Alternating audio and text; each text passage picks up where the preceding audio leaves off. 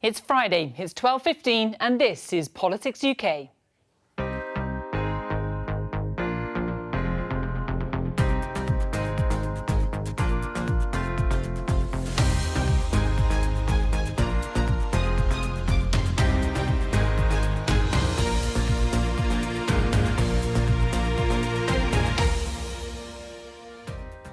Welcome to your weekly roundup of parliamentary highlights from across the UK.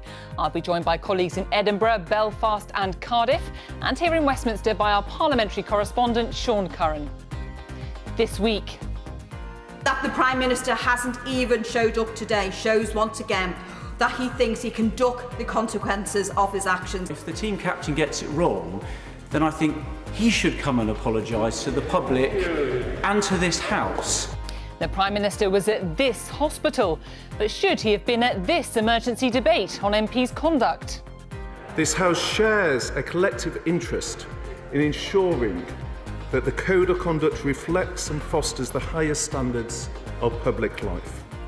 Another bus hijacking in Northern Ireland, but why are they happening?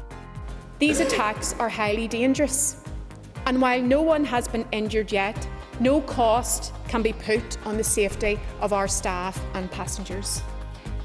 And is the government doing enough to stop sewage ending up in our rivers, seas and lakes? I am disgusted that there is raw sewage being dumped into Lake Windermere. Water companies will have a simple choice: reduce sewage discharge or face the consequences.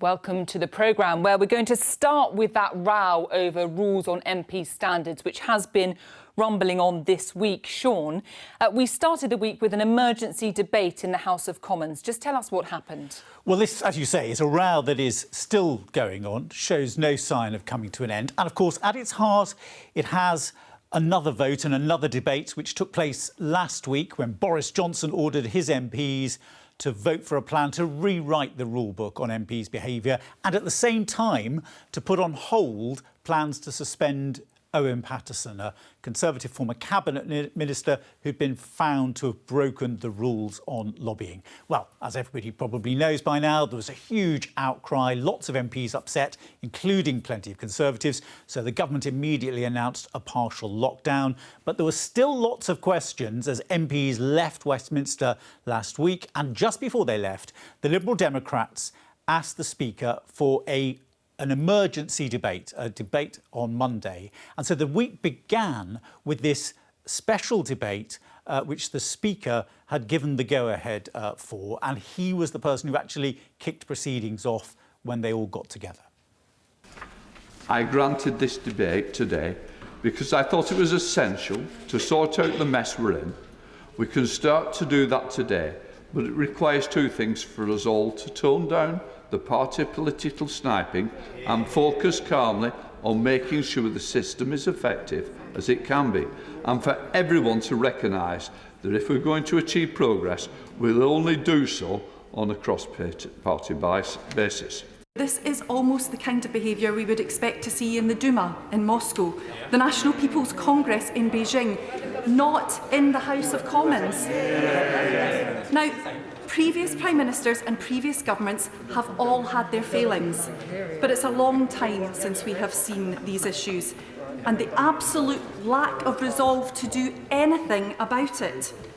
They say a fish rots from the head down, and I'm disappointed to see that the Prime Minister has chosen not to turn up today to answer questions, given that the Leader of the Opposition is in his place. Secretary Barclay. Thank you, Mr. Speaker. Order.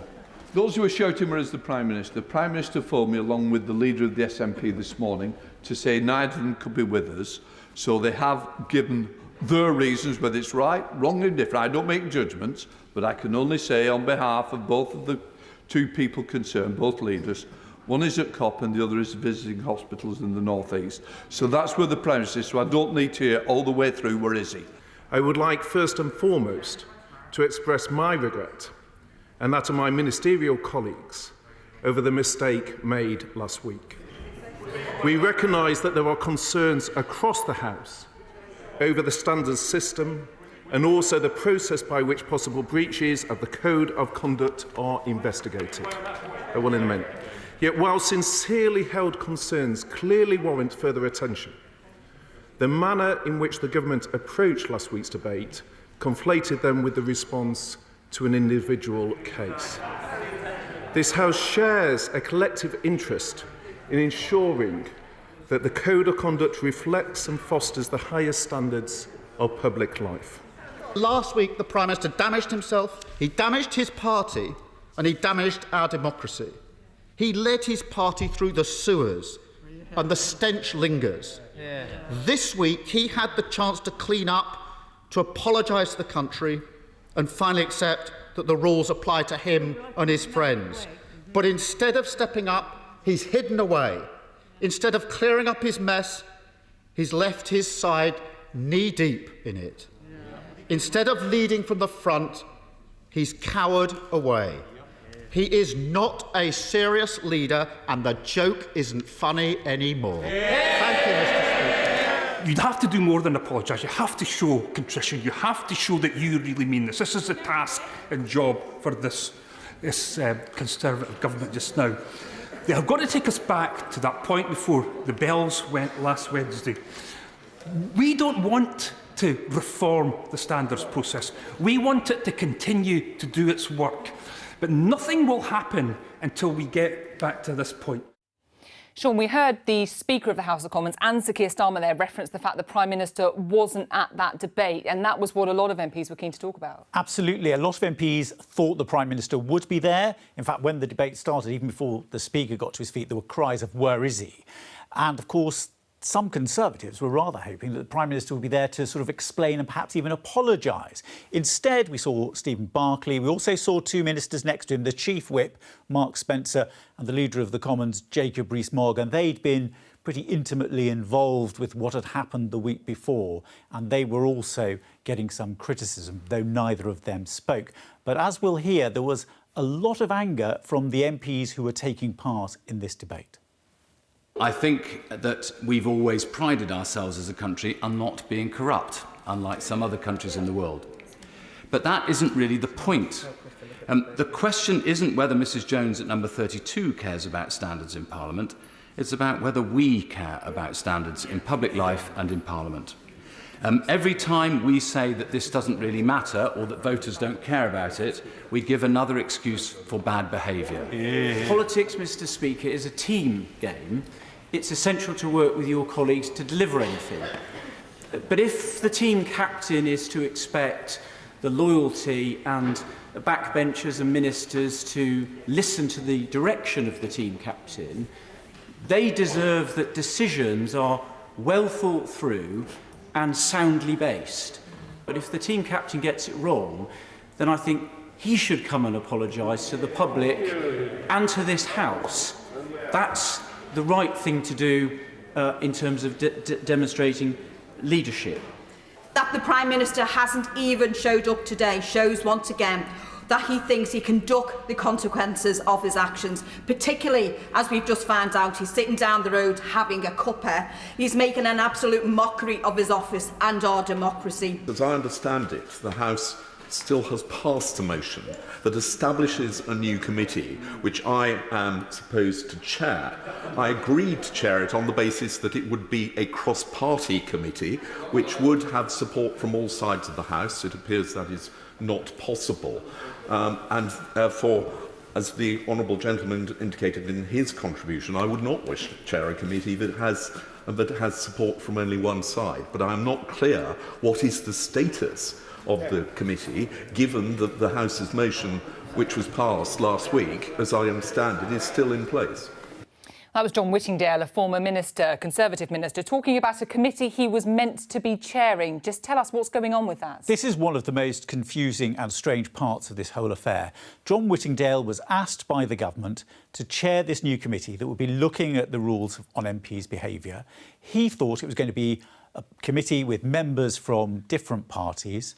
It turned out, by the end of that vote, that there was going to be a committee, but it was only going to have Conservative members because Labour and the SNP said that they wouldn't take part. Now, the problem he had and the problem MPs had was that at the end of that emergency debate, no decisions had been taken. So they'd all had the chance to express their views, but nothing had really changed. The final part of the government's climb down came a little bit later when Downing Street told journalists that there was going to be another vote, and that vote will take place next week, when MPs will be asked to approve the original report on Owen Paterson, and they'll also be asked to unpick that committee and rescind everything they've done. So it will go on. There'll be more about this in Parliament next week, but the government is hoping that by Monday they will have managed to completely rescind everything that they agreed last week. I'm sure it's something we will pick up, Sean, but for now, thank you very much. Now, let's go to Scotland and talk to our reporter Jenny Davison at Holyrood, where there's been a lot of debate about COVID-19. And Jenny, in particular, members have been expressing their concern about the levels of support on offer for people who've been suffering with long COVID. That's right. Criticism has been levelled at the Scottish Government about its support for long COVID, particularly in comparison to England, where there are dedicated long COVID clinics. Now, no such specialist services exist in Scotland. The Scottish Government has invested £10 million in a long COVID fund, but that's being delivered through other existing NHS services. And some people would really like to see a specialist dedicated long COVID service set up. Long COVID is accelerating. In October alone, 13,000 new patients were identified with this terrible and debilitating condition. Everybody in this chamber, everyone in our communities knows somebody who has had COVID and is still suffering from it many months later. And the effects can be brutal. In fact, it has been described as potentially the largest mass disabling event since the First World War.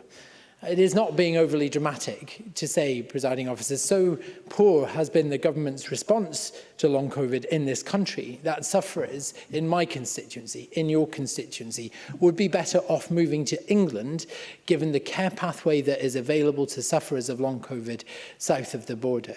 Let me assure you that this government does recognise the negative impact that long COVID can have on the physical and mental well-being of those affected, and we're committed to making sure that people with long COVID receive the best possible care and support in a setting that is appropriate and as close to home as possible.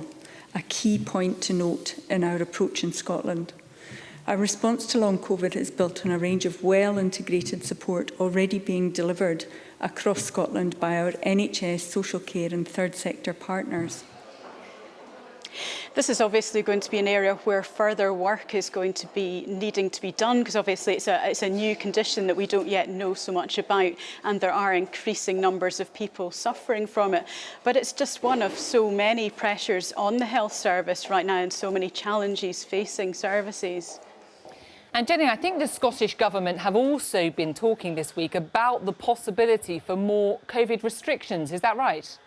Yes, and this comes in the context of concerns about pressure on services and about COVID numbers and possible winter pressures. So yes, there was an announcement earlier this week of not definite changes but possible changes, and that included the possibility that vaccine passport checks, so checks on whether people are vaccinated, could be expanded beyond the current context of nightclubs and large gatherings to other leisure and hospitality other parts of the leisure and hospitality sector.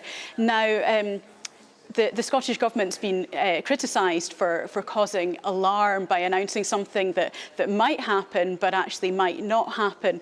But in the past it's been criticised for announcing things with no warning and no advance consultation. So it's probably thinking of those previous criticisms in giving this warning. It is because we want to avoid more difficult restrictions that we cannot rule out strengthening the baseline protective measures currently in place as the best way to head off any prospect of future lockdowns.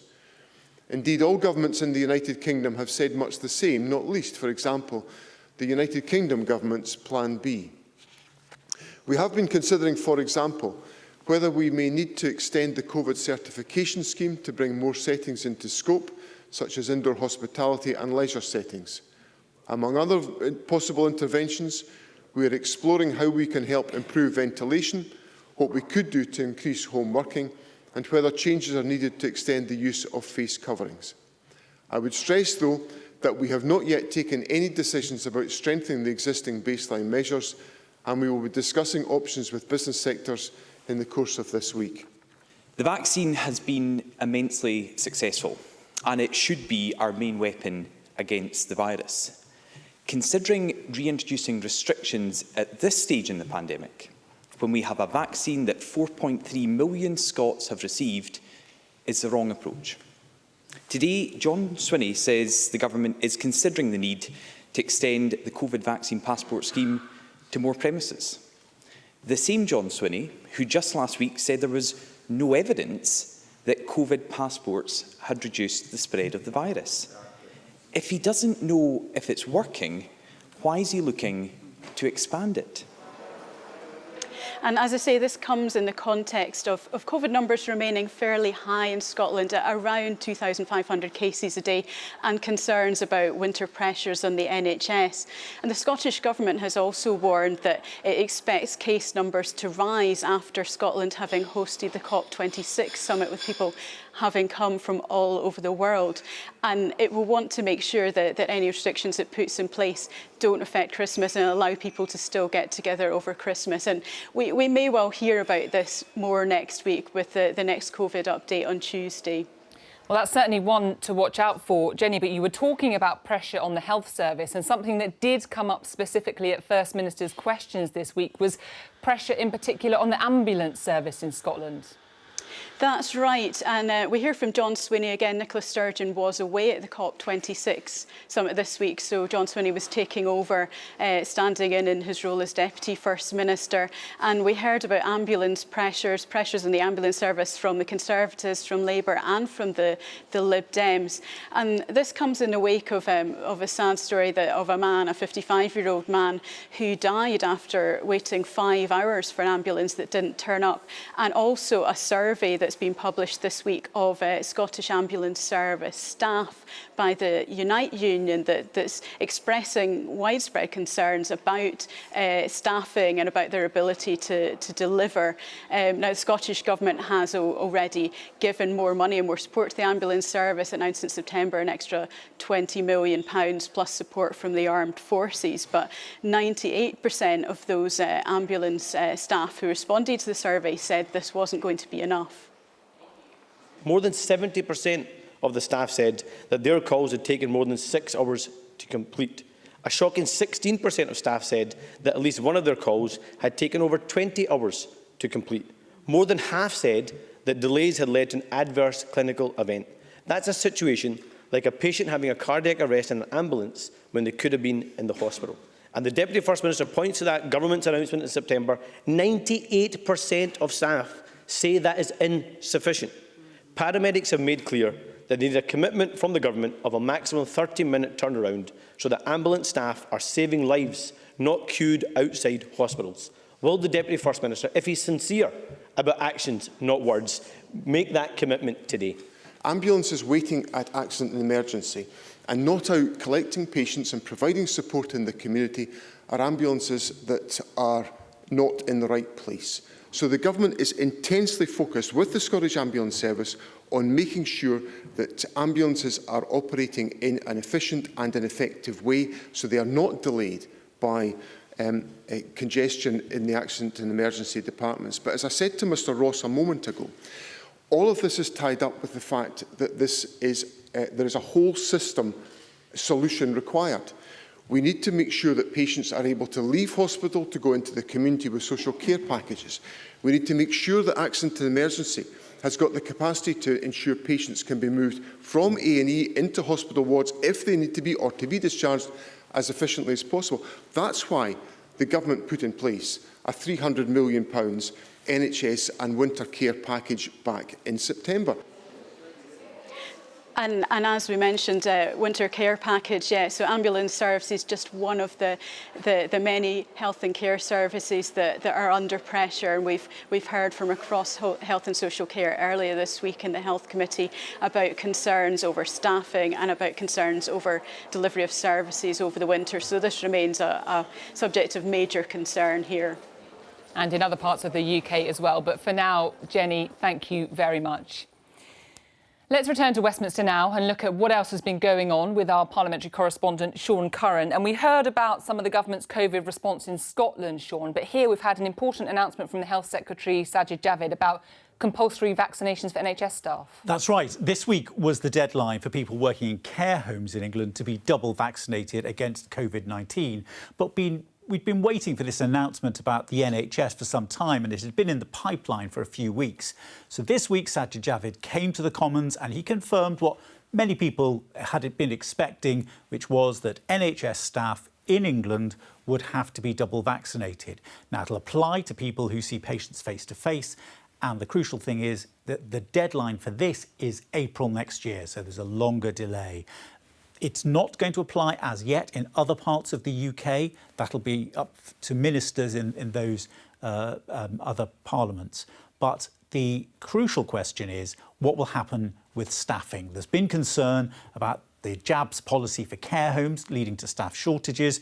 And Mr Javid acknowledged that those concerns apply to the NHS as well. But he said that when he considered everything, the scales tipped towards compulsory vaccination. I have concluded that all those working in the NHS and social care will have to be vaccinated. We must avoid preventable harm and protect patients in the NHS, protect colleagues in the NHS, and, of course, protect the NHS itself. No one in the NHS or care that is currently unvaccinated should be scapegoated, singled out, or shamed. That would be totally unacceptable. This is about supporting them to make a positive choice. There will be anxiety at trust level that a policy, however laudable in principle, could exacerbate some of these chronic understaffing problems. We simply cannot afford to lose thousands of NHS staff overnight. On saying that, we do welcome that the Secretary of State has listened to representations from organisations like NHS providers and others about delaying the implementation of this until after the winter. We welcome that. That was Jonathan Ashworth there. Now, Sean, something else that's come up this week.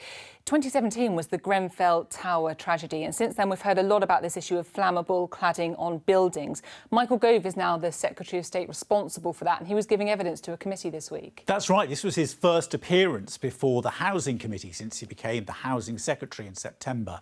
And we heard quite a change in tone, really. A lot of the questioning was inevitably on the cladding crisis.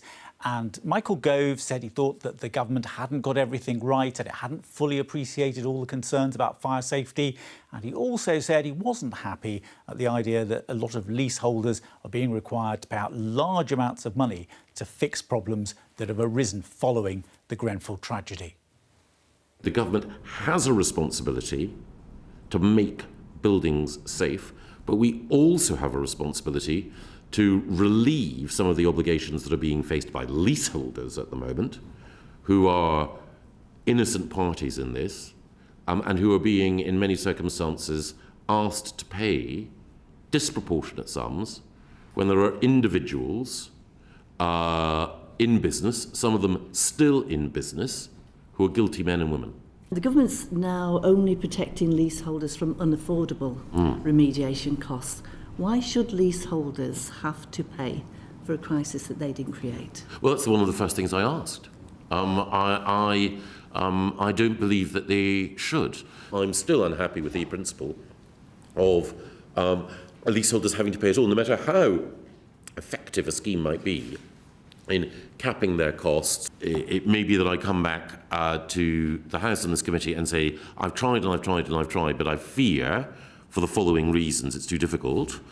That was Michael Gove giving evidence there to a select committee. Now, Sean, there is something we've been talking a lot about on this programme in recent weeks, and that is the part of the Brexit deal that covers trade in Northern Ireland, the bit that's known as the protocol. And we know the UK government wants the EU to agree some changes to that. The minister responsible, Lord Frost, has been speaking about this week. That's right. The Commons only sat for 2 days this week, Monday and Tuesday, but the Lords were sitting on Wednesday. And first thing on Wednesday, we got the announcement that Lord Frost was going to come along and make a statement about this long-running row over the protocol. That's the deal that keeps the Northern Ireland within the European Union single market for goods, and it was all designed to prevent the reintroduction of any kind of trade border between the north and south on the island of Ireland. But as you say, this row's been rumbling on about the changes that the UK would like to see, in particular about they want to see changes on the rules governing checks on goods being sent from Britain to Northern Ireland.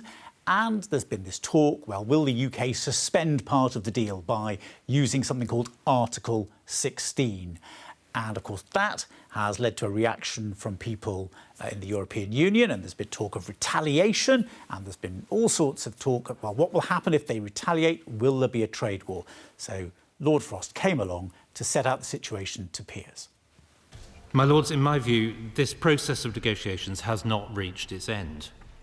Although we have been talking for nearly 4 weeks now, there remain possibilities that the talks have not yet seriously examined, including many approaches that have been suggested by the UK. So there is more to do, and I certainly will not give up on this process unless and until it is abundantly clear that nothing more can be done. We are certainly not at that point yet. If, however, we do in due course reach that point, the Article 16 safeguards will be our only option. My Lords, I gently suggest that our European friends should stay calm and keep things in proportion. They might remind themselves that no government and no country has a greater interest in stability and security in Northern Ireland and in the Belfast Good Friday Agreement than this government. It continues to be our view that triggering Article 16 would be a destabilising step for businesses and communities alike. It may serve the government well to maintain division, but it does nothing for anyone else. The noble Lord the Minister has been clear that he does not like the protocol. We know that because he tours studios every week, telling the country of all the problems he's found with the deal that he himself personally negotiated. But the evidence shows that whatever the Minister wants, people in Northern Ireland want a deal. It seems to me that this is largely a non-statement. It contains nothing new and largely consists of yet more sabre-rattling, something which I have to accept the noble Lord excels at. What does diminish the standing of this House in the eyes of the general public is the non-stop criticism in this House of his position, his very difficult position, from people on the other side who have yet to reconcile themselves to the fact the British public voted to leave the European Union. And does he find that this sniping and nitpicking is helpful to his position, or does he think that perhaps it gives succour to his negotiating partners in the EU who believe this may represent somebody, whereas actually it represents none of the British people at all? The protocol disrespects the very delicate balance, the constitutional balance. This is at the heart of the agreement, we are told. It undermines Northern Ireland's relationship with the rest of the United Kingdom and is not acceptable to any of the unionist parties in Northern Ireland. We're not here debating Brexit. We're debating his threat to detonate the Northern Ireland Protocol in an agreement that he negotiated and signed. So this is nothing to do, as Lord Rowbottom claims, with Brexit itself. Peers there responding to that statement from Lord Frost on a subject which we will undoubtedly return to. But for now, let's go to Stormont and find out what's been happening there with our reporter Jim Fitzpatrick. And Jim, as we saw in the headlines, another bus has been hijacked and burnt. What's been going on? Yes, this is essentially attacks that we've seen now on 2 buses over the last couple of weeks. Buses here are largely publicly owned. And what's happened is on the outskirts of Belfast, Newton Abbey to the north, Newton Ards to the south, Buses have been boarded, passengers and the driver have been told to get off, and then the bus has been set alight and ultimately burnt out. And it is in protest at what we've just been listening to, troubles around the Northern Ireland Protocol. And these are loyalists who are protesting about this, who don't like to see any checks of any kind on goods moving from GB to Northern Ireland because they see that as a constitutional threat. So the bus drivers themselves have held their own protest and services were withdrawn in some areas of Belfast. And the minister who's in charge of the company, Nicola Mallon, was brought to the chamber here and she was asked what she was going to do about those services and staff safety. As the organisation has a duty of care to its staff and ensuring their safety. TransLink has advised me that it will review these arrangements on a daily basis, and both it and my officials are engaged with the PSNI and Department of Justice respectively. I am thankful that no one has been hurt in these attacks. Does the Minister agree with me that the only thing that needs to come out of this House is complete solidarity with our bus drivers and absolute zero tolerance of criminality? And what we need right now is political leadership, with the word "but" removed from our dictionary and complete condemnation of what's been happening, and really a toning down of the rhetoric outside this chamber. Thank you. A practical question. Just what is the cost to the public purse of the 2 buses having been burnt and the 2 replacement buses that will need to be purchased as replacement buses? I thank the member for his question, and I absolutely agree with him, and Ms Armstrong made the same point. It is imperative that anyone who has any information, no matter how insignificant they may think it is, to pass that information to the PSNI, so that those who are behind these attacks can be brought to justice. In respect of the cost, we have talked about the cost in terms of the impact on the community and people trying to get to and from work. In terms of the buses themselves, the double-decker buses that have been destroyed in these attacks cost in excess of £200,000 each. So that's £200,000 for each bus that was attacked, and then for the replacement of that bus, the additional cost on top of that. But more than that, these attacks are highly dangerous. And while no one has been injured yet, no cost can be put on the safety of our staff and passengers. Well, Alex, £200,000 a bus, £800,000 in total is the cost of this so far. And I think you can see there from the reaction in the chamber that's been condemned across the board for people from all political persuasions. The services have now been restored, but we're talking about troubles with the protocol. This is how it's playing out in some cases here in Northern Ireland, but it's worth pointing out that these attacks are easily organised by small numbers of people, and they are isolated in themselves.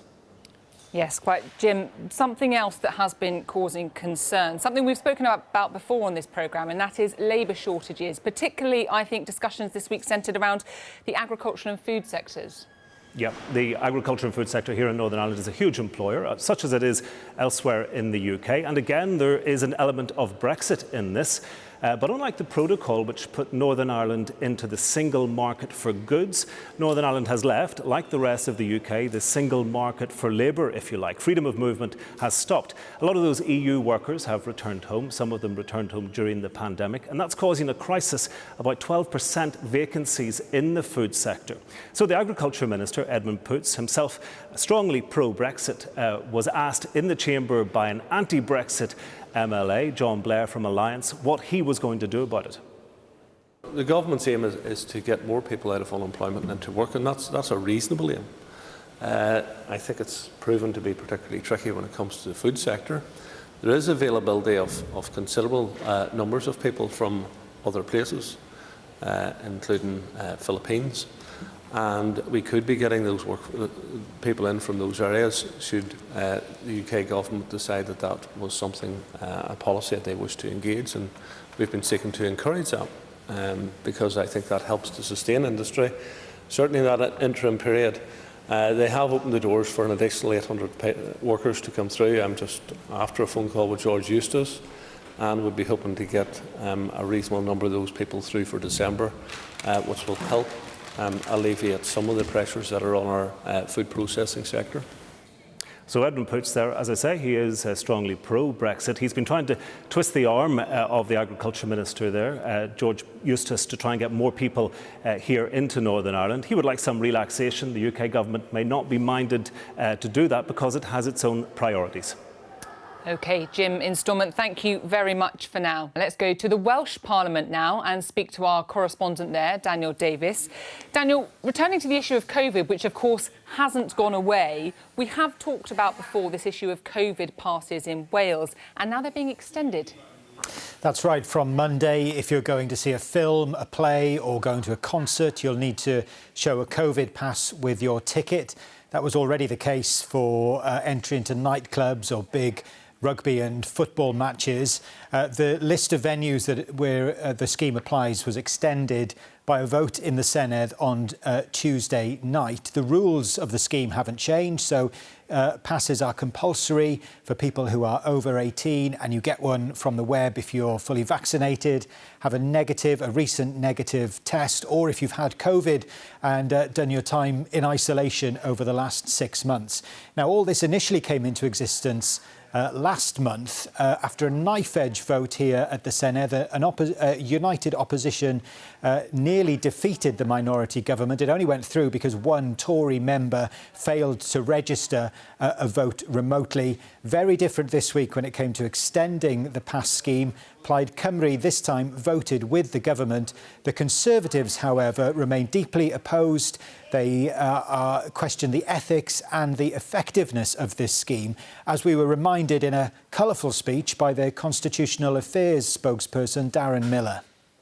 The Labour government has failed spectacularly to provide any evidence whatsoever that these COVID passes actually limit the spread of the virus or increase the uptake of the vaccine. And meanwhile, the loophole of self-certification in terms of lateral flow tests is nonsensical, it's open to abuse. You can swab your dog and put its result in that system and still get your vaccine passport to be able to attend any event, nightclub, cinema, theatre or anywhere else. It is ridiculous. We have over 800 people in hospital with COVID, and anything we can do to try and alleviate the situation and the pressure on the NHS at this point is something that we need to consider very seriously. And you'll be here next week complaining about how we can't get people into hospitals. Well, this is a measure to enable us to get fewer people in hospitals. Now, Plaid Cymru, as I say, changed the way they voted on COVID passes. They say they haven't changed their position. They always supported them in principle. They just wanted more reassurance from the government that the system could work. And they say they got that in talks with ministers. Meanwhile, talks between the two parties, Labour and Plaid Cymru, on a longer-term cooperation deal, well, they continue. And votes like this, I think, demonstrate why a deal like that would appeal to Mark Drakeford, the First Minister, because although they won this time, it is a reminder that his government, that lacks a majority, is vulnerable to defeat at any moment. Daniel, you mentioned the First Minister there, and we heard a little bit in that clip about the pressures facing the NHS in Wales. And I think Mark Drakeford has apologised about that this week. What did he say? Well, he has. As we heard earlier in the programme, ministers in Scotland are facing questions about ambulance waiting times. Well, ministers in Wales are as well. The pressure on the NHS is being displayed in all sorts of ways. There are record high waiting times, and members of the SENEDD keep hearing of cases in their constituencies of people waiting very long times for ambulances. The most recent, a case of a man who had a stroke and then waited 13 hours for an ambulance to turn up. At question time in the SENEDD this week, the Welsh Conservatives' acting leader, Paul Davies, asked Mark Drakeford about that and asked him whether he needed to apologise. This is what the First Minister said. I tell you, I have no difficulty at all in apologising to anybody who hasn't received the service that we would wish them to receive. And I know that the Ambulance Trust has already done that on behalf of the service directly. Now, in terms of the explanations that the Trust offered, I've already referred to the high volumes of calls and the staffing situation that the Ambulance Trust faces. But the third explanation is also a really important part of this picture. Our hospitals are full of people who do not need to be there, but where it is simply impossible to discharge them safely to their own home or into the community because of the enormous pressure that the social care system is also under. So an apology from the First Minister and an acknowledgement of what anyone in the health service will tell you, that hospitals are incredibly busy, largely because there are patients there who can't be discharged because there's no care for them in the community. Now, the Welsh Government has been consulted on some technical changes to the way that social care is paid for in Wales. There are also proposals to increase wages for social care workers. But the Welsh Government has promised more fundamental structural changes as well, following those recent announcements of changes to social care in England. We're still waiting to see what exactly the Welsh Government is planning to do with all of that. OK, Daniel, I wanted to ask you about something else that members have been expressing concern about, and that is women being targeted on nights out. I think there was a debate about it this week. There was a debate about women's drinks being spiked, an issue of huge concern in Wales and across the UK. Very many SENEDD members had cases that they'd heard of. And there was an example of personal testimony as well from the Labour SENEDD member, Joyce Watson, who talked about an occasion in the early 80s, 39 years ago, when her drink was spiked. In the case of my drink, I was in a friend's pub. I was a licensee myself.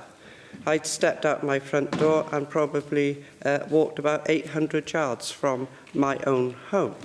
I was in a tiny village, living in a tiny village in Wales. I wasn't in a nightclub. There was no taste to it, and I didn't know what had happened. But I was lucky because I had friends around me, and they knew that something was wrong.